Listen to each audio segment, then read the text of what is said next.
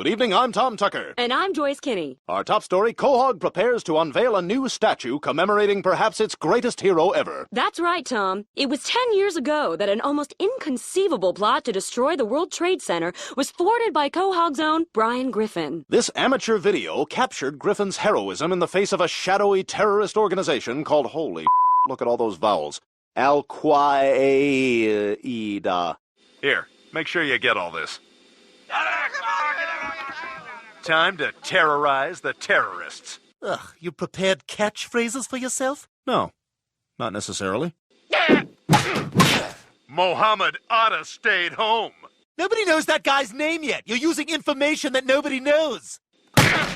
Houston, we have a solution. Houston's for space, not everyday air travel. Tell them to ground every plane out of the East Coast. Seacrest out. Wow, what a hero. Coming up next in sports, Arizona Cardinal Pat Tillman tackled by his own team.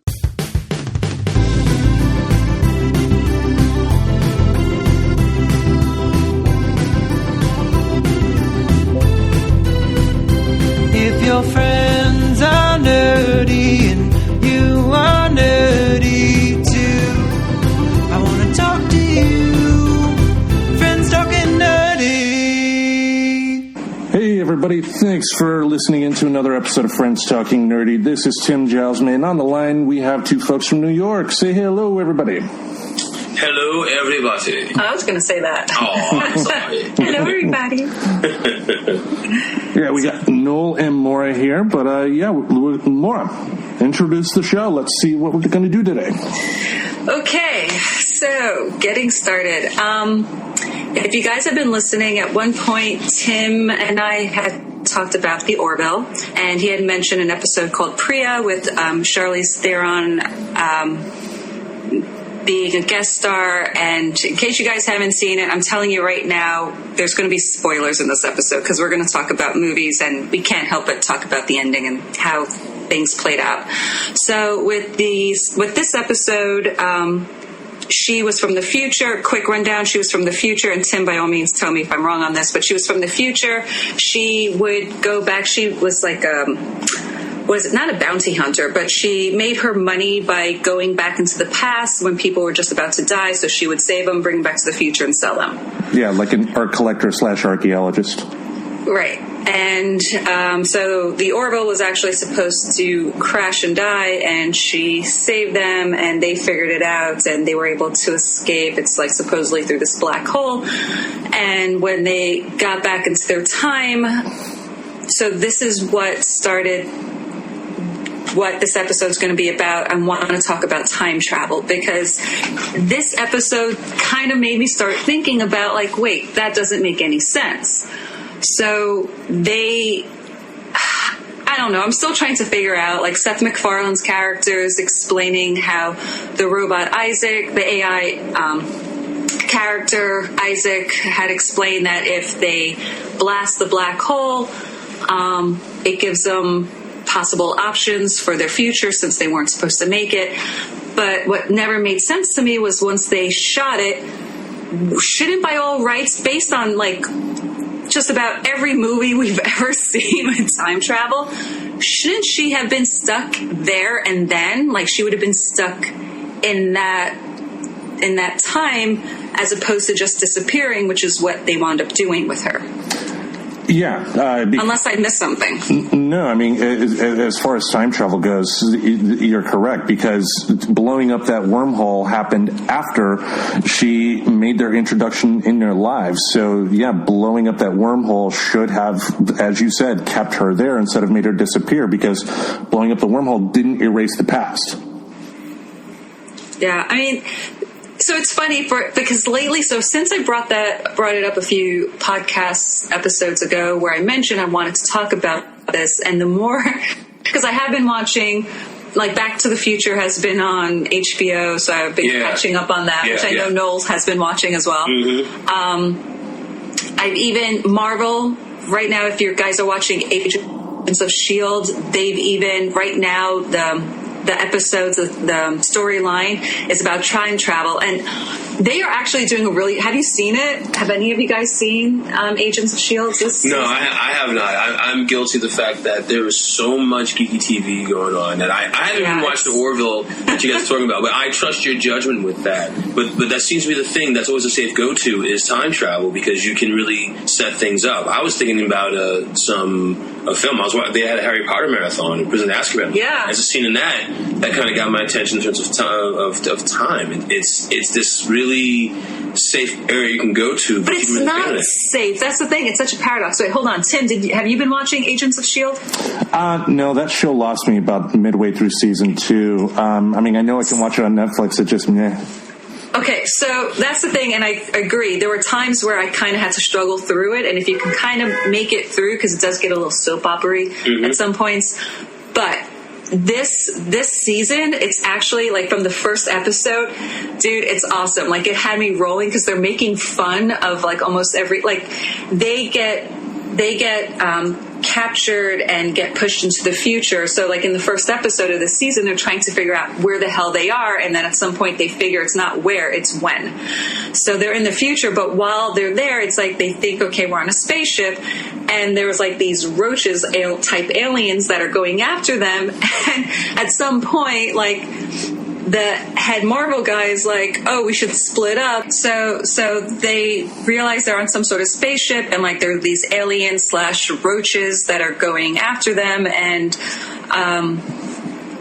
the Marvel guy in charge, he's like, oh, maybe we should split up, and the big black dude is like, have you guys never seen any horror alien movies? Like, that's the last thing you want to do is split up.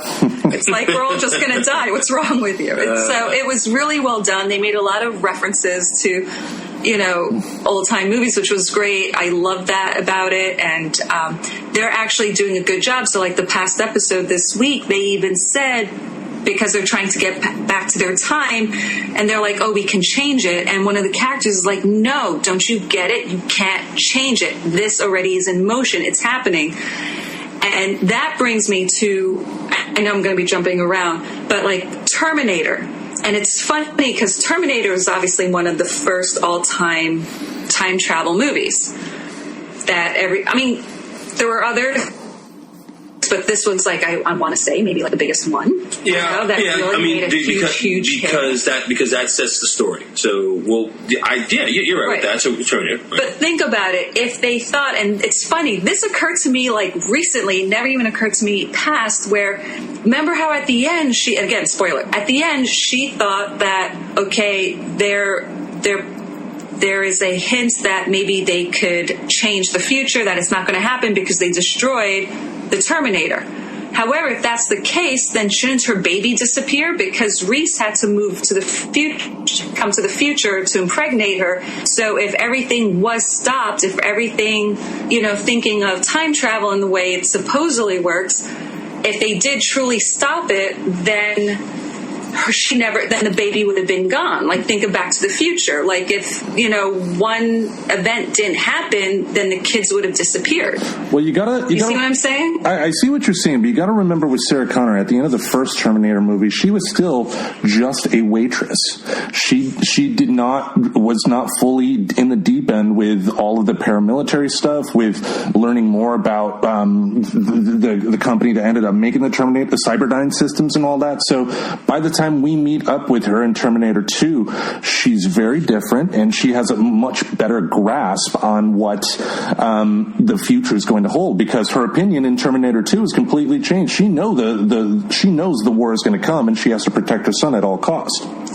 Right, and at this point, she thinks that this one guy has to die in order to stop the future from happening, because he's the one who winds up creating the AI. Mm-hmm. But that wasn't necessarily the case, and it kind of shows that no matter, and that's the sad realization that came with Terminator movies for me was, like, it doesn't matter, it's all set in stone.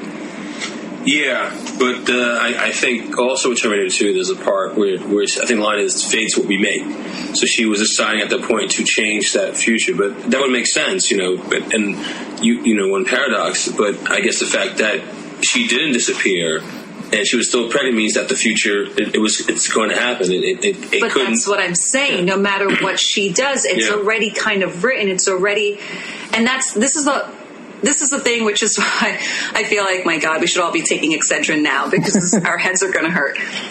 Like, so with certain movies like Terminator, it's kind of I feel like if you really stop to think about it, it's like no matter what they do, it's still going to happen. It's still set that it has to happen so that way Reese can go into the future, get her pregnant, and it's like all intertwined together.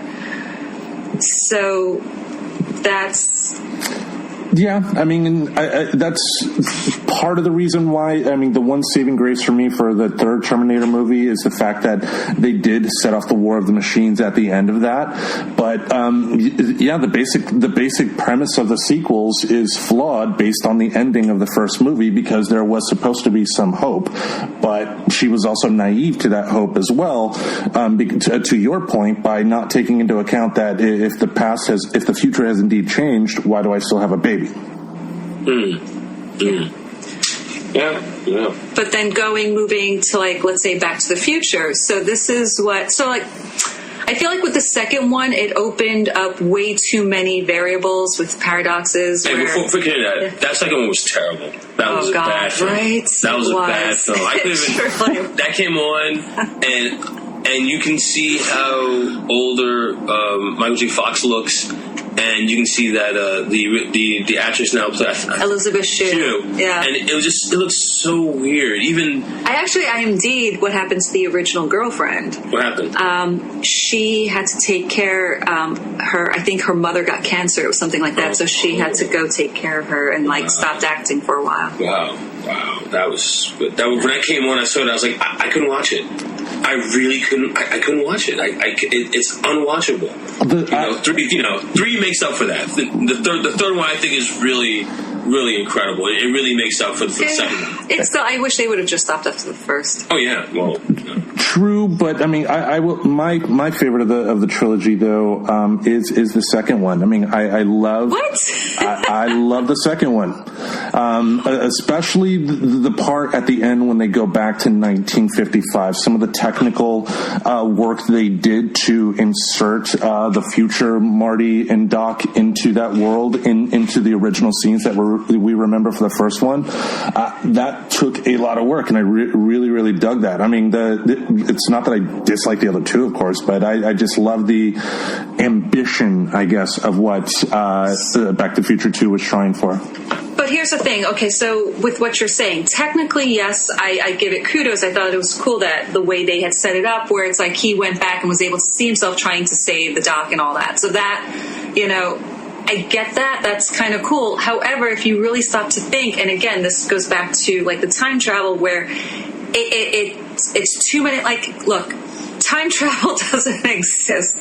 There's always going to be a paradox. It's always going to have questions, but it's a matter of at least if it makes kind of sort of sense, which is why the first one I think worked so well, because even though Marty he was the one who was saved from the tree and brought inside to the house, and that already, if you really stop to think about it, that already had altered the course. So that's granted, that's why in the picture his brother and sister started disappearing, but if you really think about it, they all probably should have disappeared at that time. It should have been instantaneous, yeah.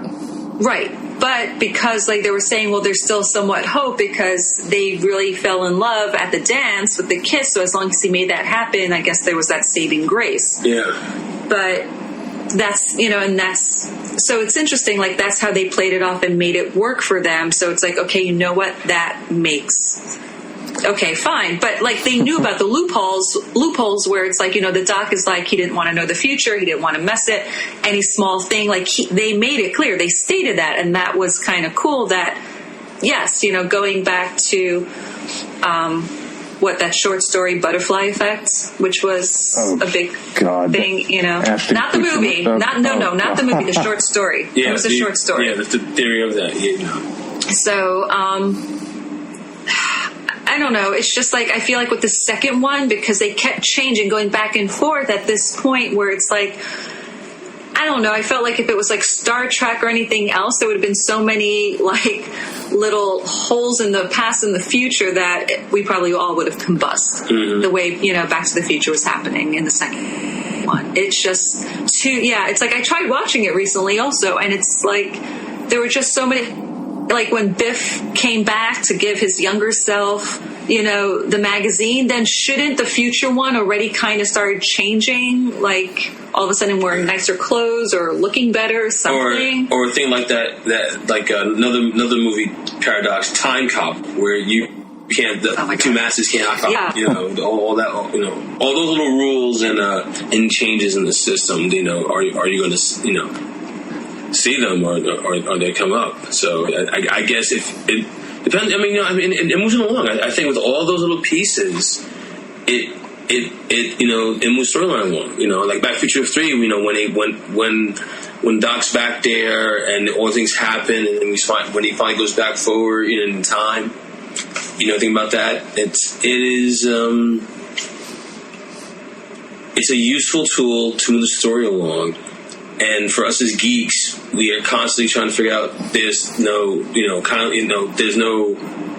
real guideline. It always alters for stories. But I think with Back to the Future as well, one thing that I appreciated throughout all the films, it to me, I guess with time travel, it seemed more realistic with Back to the Future that when you do travel back in time, you're going to be in the same spot that you were in, compared to something like Quantum Leap, to where you're jumping from location to location. That didn't make sense to me. So, but Quantum Leap, hold on, I'm sorry to interrupt, but Quantum Leap was a different premise because he actually went into different characters. It's not like he was going back as himself, like the way in Back to the Future, where he just jumps back and now he's he's himself. Granted, he gave him a nickname Calvin Klein, but an alias Calvin Klein.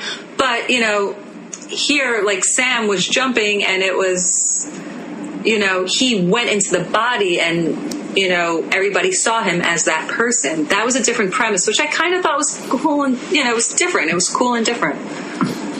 Yeah. Oh, and that the Calvin Klein mention. I was thinking of a little cutaway gag they had on Family Guy, to where Marty's dad turned to his mother, or turned to Marty or something like that, and then turned to his mother. Was like, "Yeah, that Calvin Klein guy. You said you didn't see him again. Are you sure about that?" That would actually make you think, because it's like the kid came out exactly like it. That's funny. Yeah, I never thought of that. That's funny. All right, so other entertainment out there that does time travel. I mean, you got to think of stuff like Doctor Who, from day one, time travel story, but they also traveled in time and space. So Doctor Who, being a big fan, but my God, there's like so many storylines. It's like, I have to admit, I do get lost with it. Like it's just too much to remember, but I love it. And with that, you definitely have to suspend more of a belief, because sometimes they do incorporate well-known characters, like they did a Shakespeare one, they did Picasso, I believe, they did a couple of the queens, Yep. Aside from going on Aliens, which was always cool because that was completely different, so they can do whatever. But yeah, but they totally changed it. I mean, they even said it's like, the timeline was changed. I mean, how London was being invaded by aliens, and they had a whole task force that knew about the Doctor and, would help him out when needed, or sometimes looked at him as the enemy for causing the issues. Yeah, I mean, some of the things that annoyed me were, like, at the end of the Russell T Davies era, they had that huge Dalek invasion where the Daleks were capturing the planets, and then the Doctor, with everybody's help, ended up defeating them. But then they go immediately into the Matt Smith era, and everybody just forgot about it. And that always annoyed the hell out of me. Just severe switch. It's just like a extreme left turn for no other reason than just to do it, to serve the story that they were looking to tell, which did not help with continuity. Well, that's the thing.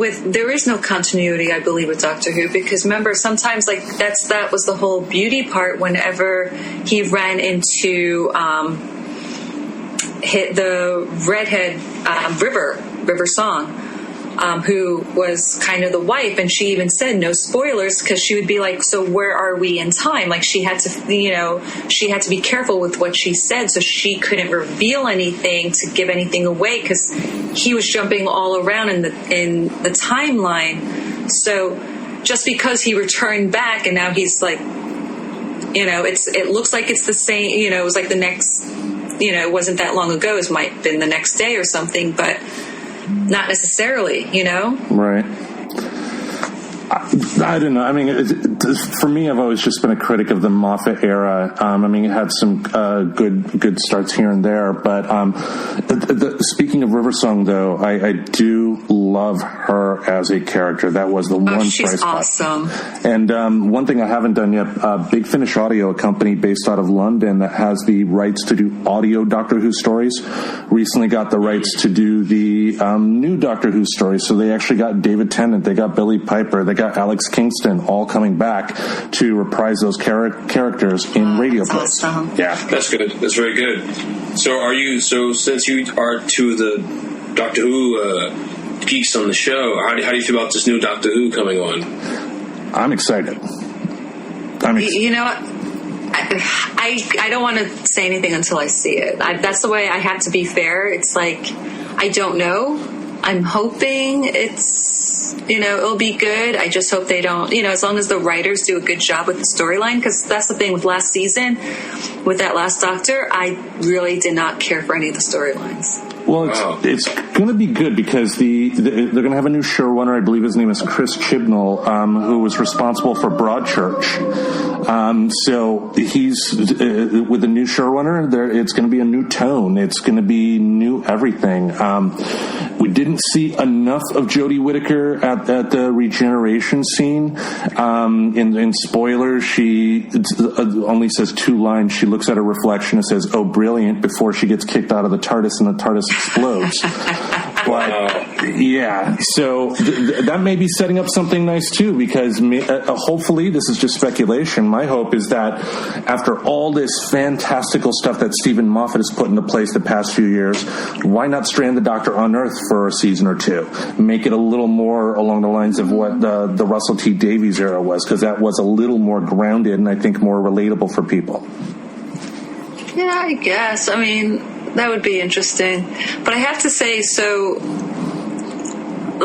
because recently my 2 favorite characters, like you said, River Song, I loved what they did. The actress, I forgot her name, but my God, the way she played it was just awesome. Alex Kingston. And yeah, I love her, and she... loved her since ER. Right? Yeah, so she's ER, great. she's beautiful, she's funny, she's just awesome. Another good movie, Croupier, she's in that one too. I don't know that one. Yeah, that's one with Clive Owen. That's it. Yeah, she's in that one too.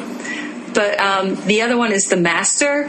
But I love The Master when he became a female. Missy. Oh my God. The way she played it, because she was insane. She was just pure insanity. And it's and you see, I don't know, she's struggling with, who she is. Is she good? Does she really want to help the Doctor? She cares about him, but, she wants to rule the world. And I don't know, one of my favorite scenes, it was, in the beginning, and she's trying to pretend she's the Doctor, and she has the 2 assistants with her, and they're somewhere, and the alarm goes off, and she starts cha-chaing to it, and she's like, oh, this has a good beat. And it's she's just insane. I love it. I love the end of the latest Christmas episode, because she was back along with the guy who played the Master during the David Tennant era, the young guy. And right. I loved how they started hitting on each other. Yes. Yeah. It was disturbing. And that was the beauty of it. They made it disturbing. But she even, that was the thing. It's she would hurt, I think, she hurt herself, so he would feel it, or vice versa. Yeah. That it would leave a scar, and that, see, and right there, again, with the time travel rules, where it's if you do something in the past, it's going to affect you in the future. Which, have you guys seen Flash? The TV show? Yeah. I have so much geek stuff. I know. The CW show, right? Yeah. Have you seen it, Tim? Okay. First couple seasons, yeah. Okay, so in the first couple of seasons, they had, it was the Reverse Flash. And this is the one thing I loved about it where, and again, spoiler, they discovered that the Reverse Flash was actually descendants of the cop who was engaged to Iris. And once he realized that, he decided, well, I'll just off myself, that'll end the timeline, and then he'll never be born, and he'll disappear, which is exactly what happened. So it's kind of like, it was heartbreaking and sad, but it's like, that is exactly, like, thank you. Like, that sticks with, that makes sense. Wouldn't that make sense? If you know your, like, great-great-great-great-grandkid is going to, you know, be such a monster, would you want to keep going in order to produce this monster? I don't want to have Miley Cyrus on my family tree. Boom! Okay, we said monster, not like a mess up, you know? Take the money, take the money. And with that, another episode of Friends Talking Nerdies into Books. We thank you all for listening. This is Tim Jousma. Remember to tune in next week for part 2 of our conversation on time travel. Future episodes, we of course are coming up on our 1-year anniversary. If you've been here from the beginning, we thank you for listening. If you just joined us today, we thank you for listening as well. Most importantly, if you like what you hear, spread the word. You know, every week we try and get you to check out our social media platforms. Facebook, we're on Facebook, and we're trying to have a daily presence on Facebook, making it kind of an aggregate of news based on topics that we've discussed on the show here. So we encourage you to like and comment on our Facebook page. Follow us on Twitter at FTNerdy, where again, we're having conversations about pop culture and sometimes politics. We don't want to get too political, but these days you cannot help but be political for the right reasons. So definitely check us out at FTNerdy. And as always, subscribe to the show, iTunes, the Google Play Music Store, as well as Spotify. Support us on Patreon. Again, at the end of the day, if you like what we do, please spread the word. We want to build our audience from here, and at this point, it starts with you. If you like what you hear, spread the word. So again, next week, part 2 of Time Travel. We will see you then. What are you waiting for? Just touch these 2 strands together, and the Daleks are finished. Have I that right? To destroy the Daleks, you can't doubt it. But I do. You see, some things could be better with the Daleks. Many future worlds will become allies just because of their fear of the Daleks. It isn't like that. But the final responsibility is mine. Mine alone. Listen, if someone who knew the future pointed out a child to you and told you that that child would grow up totally evil, to be a ruthless dictator who would destroy millions of lives, could you then kill that child? Subscribe to Friends Talking Nerdy on iTunes, the Google Play Music Store, as well as Spotify. Remember to support Friends Talking Nerdy on Patreon.